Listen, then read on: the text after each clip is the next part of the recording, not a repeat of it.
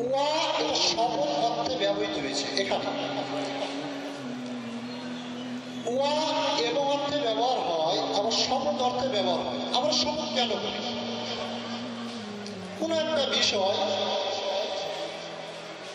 অনেক চেষ্টা করছি বোঝানোর জন্য যে আমি এই কাজটা করিনি, কিন্তু তারপরে লোকটি বিশ্বাস করতেছে, তখন আমি আল্লাহি আল্লাহর কসম করে বলতেছি আমি এই কাজটা করিনি।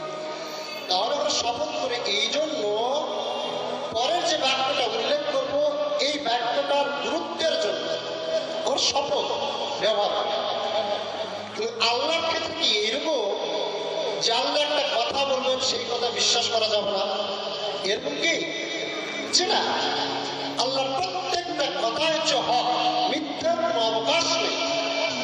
তারপর আল্লাহ রাব্বুল আলামিন শপথ করতেছে এই জন্য পরবর্তী যে বাক্যটা উল্লেখ করবেন এটার গুরুত্ব অনেক বেশি। এর গুরুত্ব বোঝানোর জন্য আল্লাহ রাব্বুল আলামিন ওয়াল আসর শপথ করবেন। আর যখন ওয়াও শব্দটি কোনো ইসমের পূর্বে আসে, শপথ অর্থে আসে, তখন শেষের কেজের যেমন ওয়াক্তি শেষে কেজের, এরকম অনেক জায়গায় আল্লাহ রাব্বুল আলামিন শপথ করেছেন। ওয়াল ফাজরি, আল্লাহ রাব্বুল আলামিন এখানে বলতেছেন ওয়াল আসরি। আসর শব্দের আবিধানিক অর্থ হচ্ছে সময়, কাল, যুগ। তাহলে আল্লাহ রাব্বুল আলামিন বলছেন ওয়াল আসরি, সময়ের কসম, কালের কসম, যুগের কসম। আমরা প্রত্যেকে শুধু আসর জানি, আমরা অনেকে বলি ওয়াল আসরি। এখানে আলিফ আছে না আইন আছে এটা আমরা অনেকে বুঝি না, না বুঝে ওয়াল আসরি। অথচ এখানে কোন শব্দটা রয়েছে, কোন অক্ষরটা রয়েছে এটা আমাদের বুঝতে হবে। যদি না বুঝে যদি পড়ি তাহলে অর্থের পরিবর্তন হয়ে যাবে। আইন সাদ র, এই আসর শব্দের আবিধানিক অর্থ হচ্ছে সময়। সূরাতুল ইয়াসিন 36 নম্বর সূরা 12 নম্বর আয়াতে আলিফ সা র, এখানে আসর শব্দ রয়েছে। এই আসরের আবিধানিক অর্থ হচ্ছে কার্যকলাপ।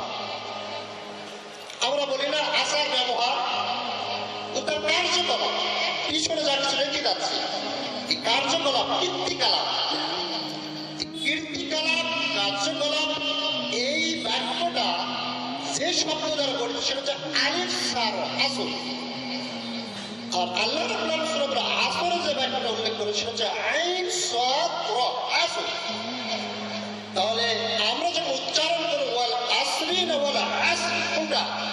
ওয়াল আসরি, আইনের উচ্চারণ করি ওয়াল আসরি, সময়ের কসম, কালের কসম।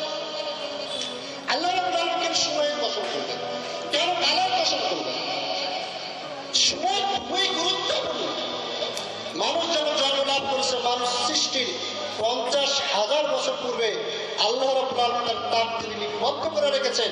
আল্লাহ রাব্বুল আলামিন দুনিয়াতে মানুষকে প্রেরণ করেছেন, নির্ধারিত সময় দিয়েছে, যে সময় যখন শেষ হয়ে যাবে 1 মিনিট আগেও যাবে না, 1 মিনিট পিছও যাবে না।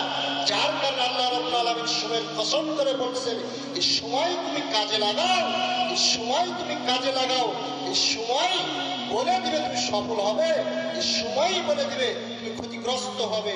আমরা যদি সময়ের ব্যবহার যদি সঠিকভাবে যদি পালন যদি না করি, সঠিকভাবে যদি আদায় যদি না করি, এই সময়ে আমরা সফল হব, নয়তোবা এই সময়ে আমরা ক্ষতিগ্রস্ত হব। আমরা 5 ওয়াক্ত সালাত আদায় করি, আল্লাহ রাব্বুল আলামিন কসম করে সময়ের গুরুত্ব বোঝালেন। আমরা 5 ওয়াক্ত সালাত আদায় করি, সালাতের মধ্যে একটা সালাত রয়েছে, একটা নামাজ রয়েছে, যেই সালাতের নাম হচ্ছে সালাতুল আসর। সালাতুল আসর আল্লাহ রাব্বুল আলামিন সূরাতুল বাকারায় বলতেছেন হাফিজু আলাস সালাত ওয়াস সালাতুল উস্তা, তোমরা 5 ওয়াক্ত সালাতের হেফাজত করো, সংরক্ষণ করো, বিশেষ করে মধ্যবর্তী সালাত তথা আসরের সালাতের প্রতি। আসরের সালাতের এত গুরুত্ব কেন? আল্লাহ রাব্বুল আলামিন কসম করলেন সময়ে, আবার আল্লাহ রাব্বুল আলামিন আসরের সালাতের গুরুত্ব বোঝানোর ক্ষেত্রে তিনি বলছেন হাফিজু আলাস সালাত ওয়াসসালাতুল উস্তা, পাঁচ ওয়াক্ত সালাতের প্রতি যত্নবান হও, বিশেষ করে আসরের সালাতের প্রতি যত্নবান হও। রাসূল মুহাম্মদ সাল্লাল্লাহু আলাইহি ওয়াসাল্লাম বলতেছেন, মান তারাকা সালাতুল আসরি, যে ব্যক্তি আসরের সালাত তরক করলো, যে ব্যক্তির আসরের সালাত তরক হয়ে গেল, ফাকাদ হাবিতা আমালুহু, তার ফজরের বলেন, জোহরের বলেন, মাগরিবের বলেন, ইশার বলেন, সারাটা দিনের যত আমল করেছে, যত আমল করেছে, যে ব্যক্তির আসরের সালাত ছুটে গেল, সারাটা দিনের যত আমল রয়েছে, রাসূল বলছেন ফাকাদ হাবিতা আমালুহু, তার সমস্ত আমল আল্লাহ রাব্বুল আলামিন নষ্ট করে দিবেন, সমস্ত আমল নষ্ট হয়ে যাবে। এই আসরের এতই গুরুত্ব, আসর এতই গুরুত্ব আসরের সালাতে, অথচ আমাদের ফজরের সালাত নিয়ে মারামারি নেই, সময় নেই, জোহরের সালাতের সময় নিয়ে মারামারি নেই, মাগরিবের সালাতের সময় নিয়ে মারামারি নেই, এশার সালাতের সময় নিয়ে মারামারি নেই। আমাদের মারামারি হচ্ছে যেই সালাতের প্রতি আল্লাহ রাব্বুল আলামিন গুরুত্ব আরোপ করলেন, সেই সালাত নিয়ে আমাদের মারামারি। আসরের সালাত এক জায়গায় আসরের আযান দেওয়া হচ্ছে, মাগরিবের একটু পূর্বে, আধা ঘন্টা পূর্বে আসরের সালাত আদায় হচ্ছে, 1 ঘন্টা পূর্বে আসরের সালাত আদায় করা হচ্ছে। আবু যর রাদিয়াল্লাহু আনহু বলতে বলতে তিনি বলেন, রাসূল মুহাম্মদ সাল্লাল্লাহু আলাইহি ওয়াসাল্লাম বলতেছেন, আবু যর, শেষ জামানায় এমন এক সময় আসবে, এমন এক রাষ্ট্র ক্ষমতা রাষ্ট্র নেতা আসবে, এমন একজন আমির আসবে, যারা ইয়ামিতু সালাত, যারা সালাতকে হত্যা করবে, কতল করবে, মেরে ফেলবে, সালাতকে মেরে ফেলবে, সালাতকে হত্যা করবে। আল্লাহ রাসূল বলতেছেন এমন একটা সময় আসবে যে রাষ্ট্র নেতা, আমির যিনি হচ্ছে, দলের আমির হতে পারে, দেশের আমির হতে পারে, সংগঠনের আমির হতে পারে এবং মাযহাবের আমির হতে পারে, যে কেউ হতে পারে, সে কি করবে? সালাতকে হত্যা করবে, সালাতকে মেরে ফেলে দেবে। তখন রাসূল মুহাম্মদ সাল্লাল্লাহু আলাইহি ওয়াসাল্লাম বলতেছেন, যদি এইরকম অবস্থা তুমি যদি পাও, তাহলে তুমি বাড়িতে আউয়াল ওয়াক্ত সালাত আদায় করবে।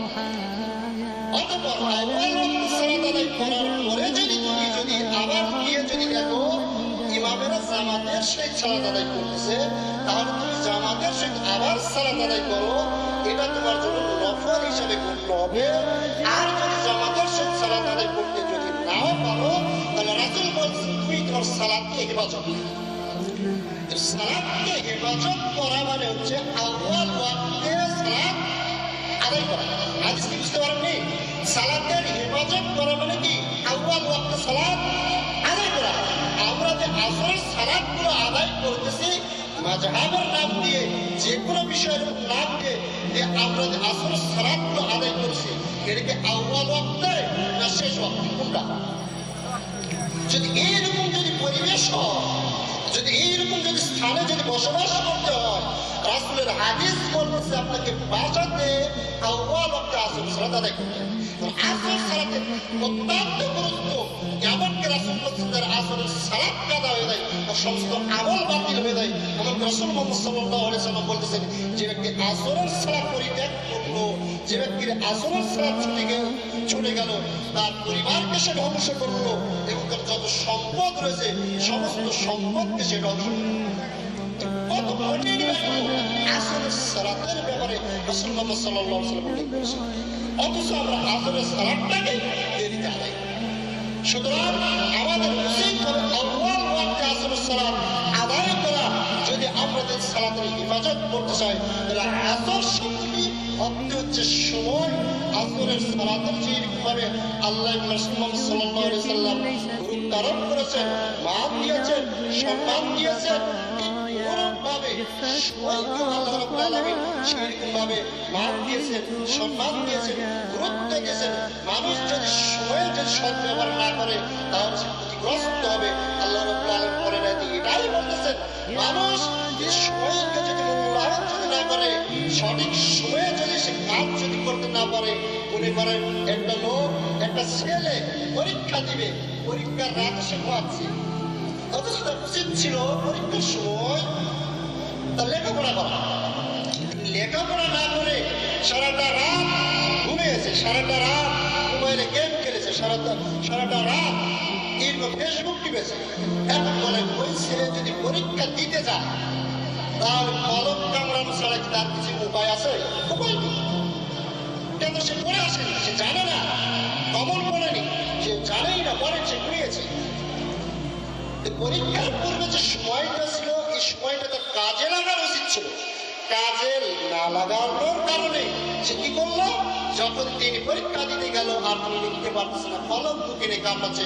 আল্লাহ রাব্বুল আলামিন এটাও বলতেছেন যে কাল কিয়ামতের দিন সূরা নাবার শেষের আয়াত, সূরা নাবার শেষের আয়াত, ইয়াদাহু ইয়াকুলু, কাল কিয়ামতের দিনে কাফের মুশরিক বেঈমানরা কি করবে, সেই দিন গিয়ে দেখবে তার সময় কাজ করে নাই।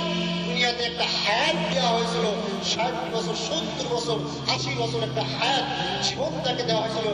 এই জীবন সে সৎ আমল করে করতে পারে নাই, সৎ আমল নিয়ে সে মৃত্যুর পরবর্তী জীবনে যেতে পারে নাই। যার কারণে ইয়াদাউ, তার হাতগুলি কামড়াবে। আল্লাহ বলছেন হাতগুলো কামড়াবে আর তারা বলবে হ্যাঁ ইয়া লাইতানি কদ্দামতুল হায়াত, তারা আফসোস করবে আর বলবে বাবা হায় যদি আমি মাটি যদি হয়ে যেতাম, আজকে তোমার আমলই নেই। রাসূল মুহাম্মদ সাল্লাল্লাহু আলাইহি ওয়াসাল্লাম একটা হাদিসে বলেন, কোন বান্দাকে যদি 60 বছর হায়াত দেওয়া হয়, কোন বান্দাকে যদি 60 বছর হায়াত দেওয়া হয়, কাল কিয়ামতের দিন আল্লাহ রাব্বুল আলামিনের নিকট কোনো ওজর আপত্তি সে পেশ করতে পারবে না। ওজর আল্লাহ রাব্বুল আলামিন গ্রহণই করবে না। এই জন্য যে আল্লাহ রাব্বুল আলামিন তাকে দীর্ঘ সময় দিয়েছেন, দীর্ঘ সময় দুনিয়াতে বেঁচে রেখেছেন। যার কারণে কোনো প্রকার ওজর আপত্তি আল্লাহ রাব্বুল আলামিন কাল কিয়ামতের দিন গ্রহণ করবে না। এমনকি তার ওজর কায়েমই করবে, সমস্ত আমল নষ্ট হয়ে যাবে কাল কিয়ামতের দিন। কারণ অবশ্যই আমরা সময়কে মূল্যায়ন করব। সময় খুবই গুরুত্বপূর্ণ। আল্লাহ রাব্বুল আলামিন এই সময়কে আসরের সাথে তুলনা করেছেন, ওয়ালা আসর, হে বান্দা জেনে রাখো তোমার আসর ঘনিয়ে এসেছে, তোমার জন্য আসর ঘনিয়ে এসেছে। আসর বেলা তোমরা খেলার মধ্যে থাকো, আসর বেলা তোমরা ফুটবল খেলার মধ্যে থাকো। আমি ফুটবল খেলতেছি, খেলতে খেলতে কখন যেন মাগরিবের আযানের এলান দিয়ে দিয়েছে, সমস্ত খেলা পরিত্যাগ করে বাসায় ফিরে যেতে হচ্ছে।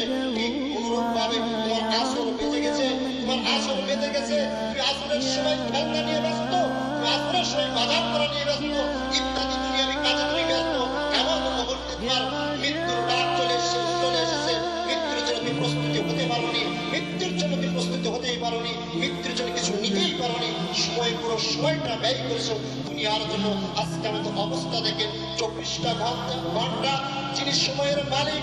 সময় এমন একটা বস্তু, সময় এমন একটা বস্তু যা আল্লাহর পক্ষ নির্ধারিত, যার নিয়ন্ত্রণের মালিক হচ্ছে একমাত্র আল্লাহ রাব্বুল আলামিন।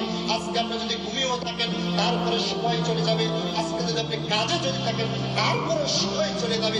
সময়ের গুরুত্ব এতই, এই যে এতক্ষণ যে কথা বললাম, যা কিছু বললাম, সমস্ত কিছু অতীত হয়ে গেছে, অতীত হয়ে গেছে।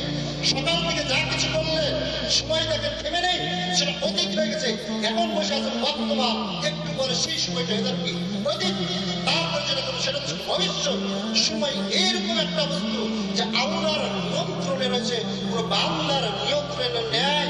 যার কারণে আল্লাহ বলছেন সময়কে তুমি মূল্যায়ন করো। সময় যেহেতু তোমার নিয়ন্ত্রণে নেই, আমি ইবাদত বন্দেগী করবো, সময় পেলে করবো। আমরা অনেকেই বলি ভাই আপনি দাঁড়িয়ে রাখেন, তখন বলে ভাই অনেক সময় আছে, লাঠি পুঁজি হোক তারপরে দাঁড়িয়ে রাখেন। মানে সময় মনে হয় ওর বাপের হাতে রয়েছে। উনি কিভাবে বলতে পারেন যে আমার 40 বছর হয়নি, এখনো ঘুরেই হয়নি, চলি পানি কেন আমি দাঁড়িয়ে রাখি? উনি কিভাবে বলতে পারেন? উমর রাদিয়াল্লাহু আনহু একটি ঘটনা মনে পড়লো। উমর রাদিয়াল্লাহু আনহু তিনি তার যিনি দায়িত্বে ছিলেন, রাষ্ট্রীয়ভাবে যিনি দায়িত্বে ছিলেন, অর্থমন্ত্রী, তার উমর রাদিয়াল্লাহু আনহু এত উদার ছিলেন, এত দারিদ্র ছিলেন, বাসা থেকে খাবারের ব্যবস্থা নেই। তাই তিনি তার অর্থমন্ত্রীকে চিঠি লিখে পাঠালেন যে তুমি অর্থ থেকে, ওই জায়গা থেকে আমাকে কিছু ধার দাও, যেটা খেয়ে আমরা পরিবার বেঁচে থাকবো। কে পাঠিয়েছে বলেন তো? উমর রাদিয়াল্লাহু আনহু খলিফা, তারই অর্থমন্ত্রী, তার বেতনে রয়েছে, তার নিকট ধার চাচ্ছে কিছু সময়ের জন্য, কিছু সময়ের জন্য ধার চাচ্ছেন যে তুমি কিছু সম্পদ আমাকে দাও, সেই সম্পদ থেকে আমি আমার পরিবার খেয়ে পরিবেশে থাকবো, খাবো। এই চিঠি দেখার পর তার অর্থ